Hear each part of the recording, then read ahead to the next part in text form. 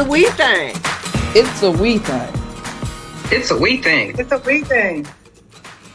This is Anna Huff Davis. And welcome to our podcast. And my name is Naomi Cottams. We want to thank you for joining us today. We're awfully excited, particularly for our community health workers, because we have some special guests who will share information about the state of maternal health in Arkansas. Today we have with us Alice Rogers Johnson, who is a pediatric and women's health nurse practitioner. Alice has worked with the Arkansas Department of Health providing children and women's care for over 30 years. She is also a national trainer for the Birthing Project USA, an African-American-led maternal and child health organization which has branches across the U.S. and in Arkansas. She is local project manager of the Footsteps to Freedom Birthing Project in Lake Village, Arkansas. We also have Dr. Zenobia Harris, who is a pediatric nurse practitioner who has provided and continues to provide support to families for over 35 years in her work through the Arkansas Department of Health. She serves as the executive director of the Arkansas Birthing Project and is acting president of the board of the Birthing Project USA. Welcome to our podcast. Good morning. Good morning. Thank you so much. We're really excited to be able to be here with you all and to share some really important information that we want everyone to be aware of. And certainly we need to have a call to action regarding the state of maternal health in Arkansas and across this country. Arkansas, unfortunately, has the distinction of being the number one state in the United States for maternal mortality, which means that women die at a higher rate in Arkansas when they are pregnant and giving birth than anywhere else in the United States. The United States also has the unfortunate distinction of having one of the highest rates of maternal mortality in the industrialized world. All the other industrialized nations, most of them have lower maternal mortality rates than the United States of America, which incidentally, the United States of America also spends more money providing health care to its people than any other industrialized country. So we have a real distinct issue and problem here that needs to have a different lens put upon it to address some potential solutions. We are with the Arkansas Birthing Project, which, as has been mentioned, is a national maternal and child health organization that focuses on training local community volunteers to provide support to women during their pregnancy and for the first year of life of their babies. We primarily target women of color, but we have had birthing projects in many other communities across our country and in different formats, because we feel it's very important to mobilize everyone in this battle against maternal mortality. Alice? Yes, ma'am. And I'd like to say that the biggest problem that I see among the maternal, pregnant and birthing women is the lack of knowledge. When we know better, we can do better. So if we are going to address this issue, we need to be looking at improving the knowledge of not only the women, but of care providers that are taking care of these pregnant women and new mothers. For example, mental health issues. We are not addressing this issue. We have a lot of women who are dying in postpartum period from postpartum depression. We need to better understand and be able to recognize this problem on behalf of the woman and other care provider. When the woman is telling you these issues, then we need to hone in on it. Another problem, I think, is we need to know how to take care of ourselves when we're pregnant and parenting. For example, how much alcohol can I consume during this pregnancy? A lot of women are far along pregnant before they even realize they're pregnant and have already consumed alcohol. Then they need to know maybe what's the potential risk for my baby now that I do know I'm pregnant. How much alcohol can I consume now? There's a lot of issues that women are facing in their day-to-day life that as providers, we should be able to assist them in making good decisions. You know, there's some other factors we have got to address and talk about, too, when it comes to maternal mortality.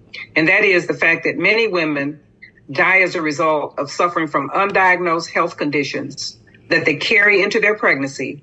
And unfortunately, the stress of pregnancy and the changes that occur in their bodies sometimes unfortunately contribute to their death during that pregnancy and postpartum period. And when I say undiagnosed health conditions, I'm talking about things like high blood pressure, diabetes, heart disease, things that people may have going on with them, young people may have going on with them that they have not recognized or have not been formally diagnosed with, and therefore can have a really negative outcome when they go into the stressors of pregnancy.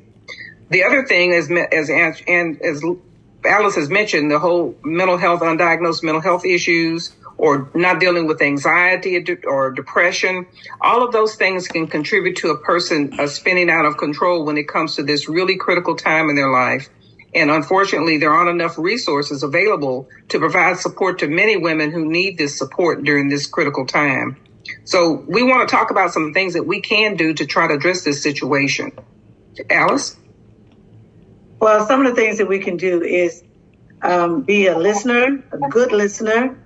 And when people are telling their story, we also need to be translators, because we need to understand the woman's story. And we are, by nature, or African-American women are really not good historians when we come to talking to the provider.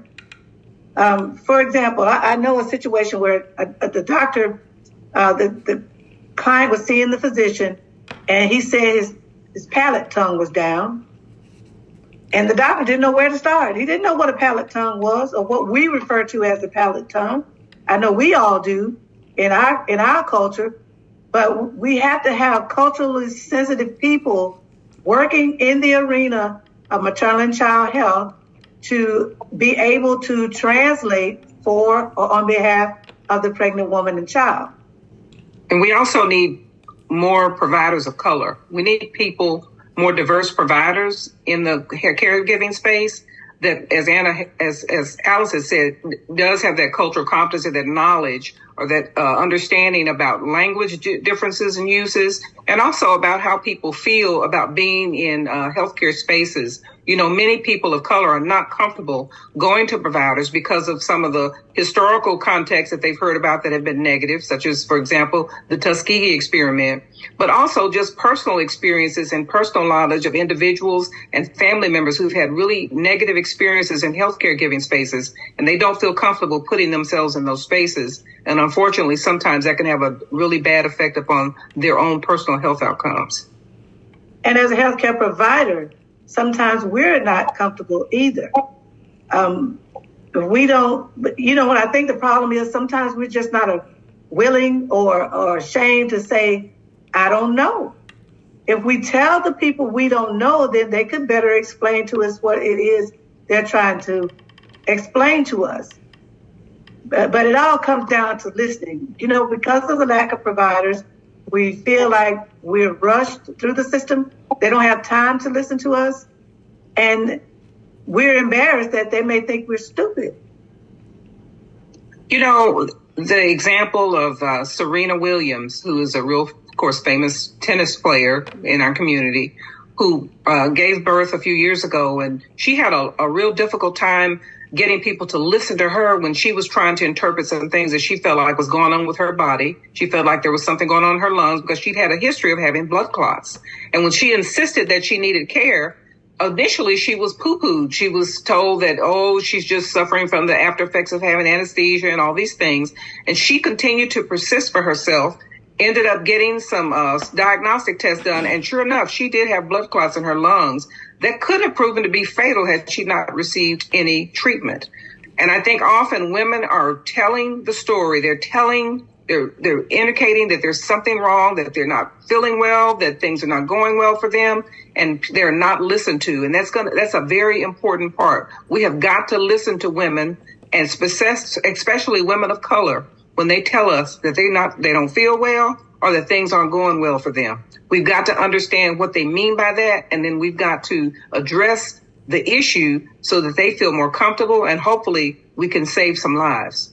Some other things I think we need to be doing is making sure people get routine health checkups. That's why we think it's important for people to get prenatal care, because it just gives you more opportunity to get undiagnosed situations or undiagnosed health conditions looked at, checked out, and monitored during pregnancy, and then, of course, after you have your baby as well. And the likelihood of picking up on health conditions is greater when women are entered into prenatal care and when they feel comfortable and they feel listened to and heard and appreciated.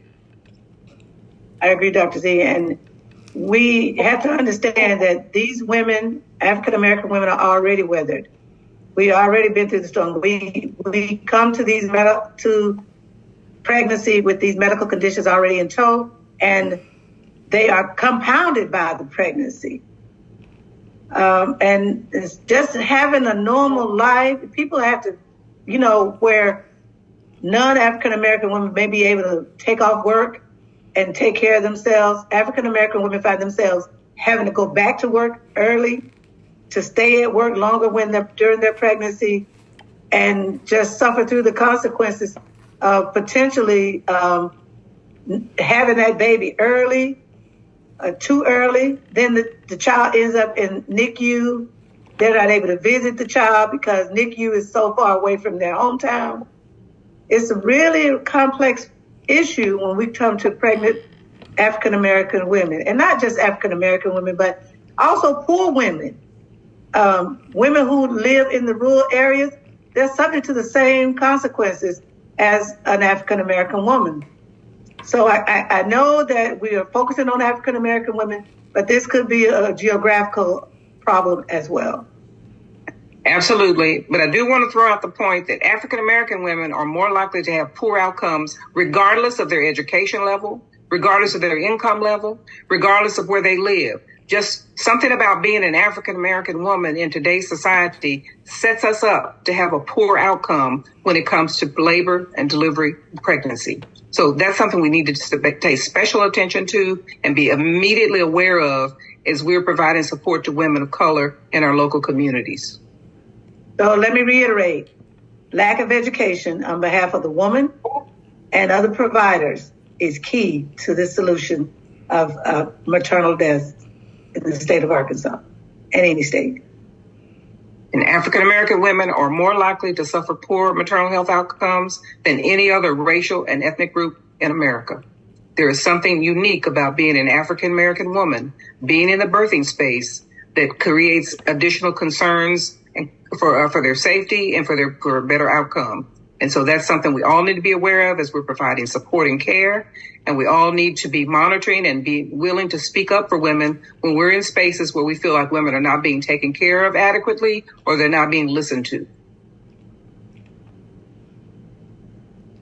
Perfectly said.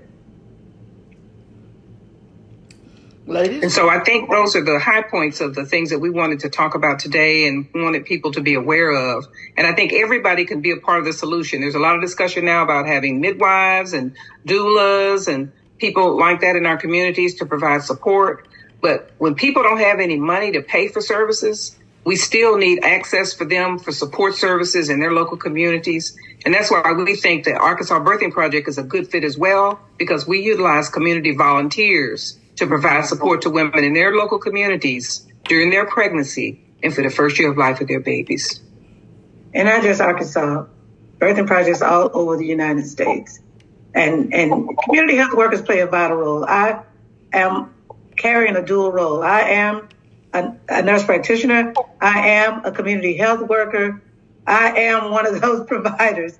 And I know that education is the key, because if we know better, we will do better. I am a nurse. I am an advocate, and I am a community health worker. And I agree, when we know better, we do better. Wow, ladies, that was phenomenal. Thank you so much. It's exciting to have somebody here who can share information with us that will help us to do a better job. Community health workers, sister friends, birthing project volunteers, other professionals in the healthcare all need to hear what you've shared today. It's so important, and hopefully it will help someone who was listening. Ms. Davis? We sure hope so. Yes, thank you so much. I think I've shared with most of you, I'm about to have my first great grandchild. And so my granddaughter is pregnant now. And so I'm hoping to get her affiliated with the Birthing Project. And I'm just excited about having you here today and learning all of this wonderful information. I'm sure we'll have you back in the future. I'm sure we'll be calling on you. And so those of you in our listening audience, please make note of Dr. Zenobia Harris and Alice Rogers Johnson of the Birthing Project. They are at your disposal. If you have questions, we will have some information for you. You can contact us here at the podcast and we will connect you with them. But once again, thank you so much for joining us today. We appreciate you and we value you and we applaud the work that you do. Thank you. Thank you. Any final words, ladies? Any special comments you'd like to have? You know, there's a phrase in the Birthing Project that says the things that separate us are smaller than the things that unite us. And the things that we've got to do to save our own lives are things that we all have cultural knowledge about. We just know to apply those things. Thank you so much. Together, we can do this. Thank you. Thank you. But it's a we thing. It's a we thing. It's a we thing. Okay.